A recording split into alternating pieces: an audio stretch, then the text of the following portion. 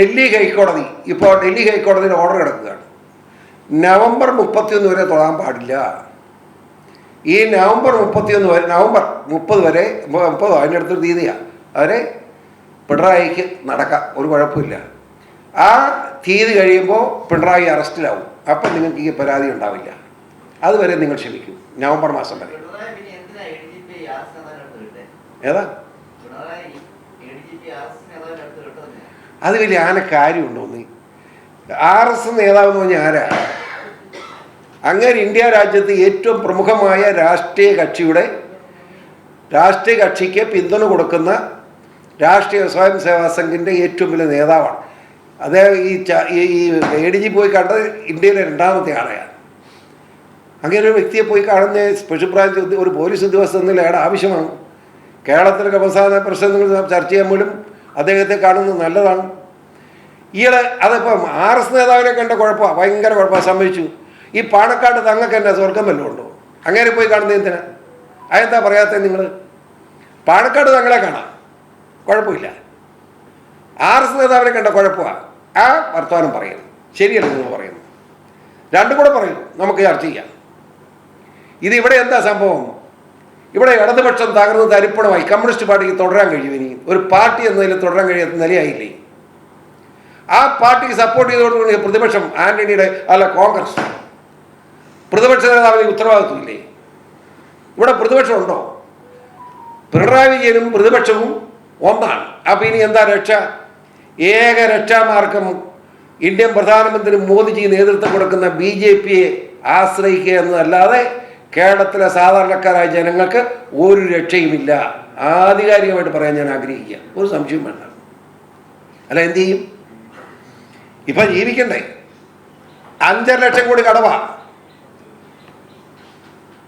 മനസ്സിലായില്ലേ? ഷാരു എത്ര രൂപ കടവാ? 2 ലക്ഷം രൂപ കടമുണ്ട് ഷാരുവിന്. വല്ല മേടിച്ചോ? ഞാനിരുന്ന് ചിരിക്കുക, ഞാനും കടക്കാരനാ, നിങ്ങളല്ലാതെ.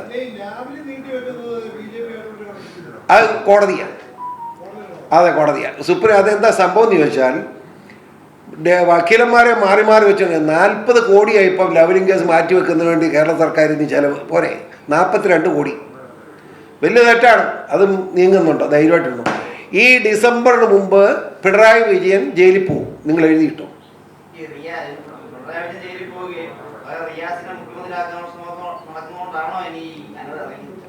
അൻവർ ഇറങ്ങിയത് അൻവറിൻ്റെ മാത്രം കാര്യമല്ലല്ലോ. പൊളിറ്റിക്കൽ ഇസ്ലാം എന്ന് പറഞ്ഞാൽ ക്ലിയർ അല്ലേ? ലോകം മുഴുവൻ ഇസ്ലാംവൽക്കരിക്കണം നിർബന്ധിക്കുന്ന ഒരു വലിയ സെറ്റുണ്ട്. അതിന് പിന്തുണ, ഈ അലിയാറിനുൾപ്പെടെ പിന്തുണ കൊടുക്കുന്ന, ഞാൻ പേര് പറയാൻ ആഗ്രഹിക്കാത്ത അതീവ സമ്പന്നൻ്റെ സഹായം ഈ കാര്യത്തിലുണ്ട് എന്ന് നിങ്ങൾ അറിയണം. ആ അതീവ സമ്പന്നൻ നമുക്ക് ആർക്കും അങ്ങനെ പിടിക്കാൻ കഴിയില്ല, അത്രമാത്രം വലിയ സമ്പന്നനാണ്. ആ സമ്പന്നൻ്റെ പിന്തുണയോടുകൂടിയാണ് അലിയാരും ജലീലും ഒക്കെ ഈ പണി, കാരാ ഡ്രസ്സൊക്കെ ഈ പണിയായിട്ട് ഇറങ്ങിയിരിക്കുന്നത്. ഏതാ ഈ സമ്പന്നൻ? നേതൃത്വം കൊടുക്കുന്നില്ല, സാമ്പത്തികമായി എല്ലാ സഹായം ചെയ്തു കൊടുക്കുന്നു. പുള്ളി കേരളീയനാണ്. ഏതാ? ഇന്ത്യക്ക് പുറത്തല്ല, ലോകം മുഴുവൻ ബിസിനസ്. ഏത് കേട്ടു? എനിക്കറിയത്തില്ല. നിങ്ങൾ പറയുന്നല്ലോ, പിന്നെ എന്തിനോട് ചോദിക്കുന്നു? നിങ്ങൾ പറയുന്നുണ്ടല്ലോ.